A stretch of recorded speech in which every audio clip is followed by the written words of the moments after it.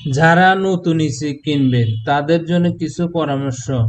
AC কেনার আগে অবশ্যই রিভিউ দেখে নেবেন। হুট করে এসি কিনে আনবেন না। প্রথমে খোঁজখবর নিন। অনলাইনের পাশাপাশি এসি ব্যবহার করছেন এমন ব্যক্তিদের পরামর্শ নিন। তাদের কোনো সমস্যা হচ্ছে কিনা, তার কি সুবিধা ভোগ করছে, কোন এসি ব্যবহারে বিদ্যুৎ সাশ্রয় হবে জেনে নিন।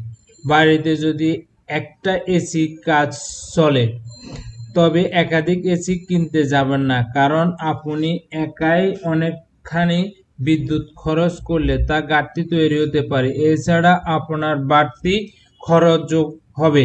এসি যত্ন করে রাখুন, নিয়মিত পরিষ্কার করুন, এতে দীর্ঘ ভালো রাখবে। ওয়ারিং এর খেয়াল রাখুন, এসি ভালো রাখার জন্য নিয়মিত খেয়াল রাখুন।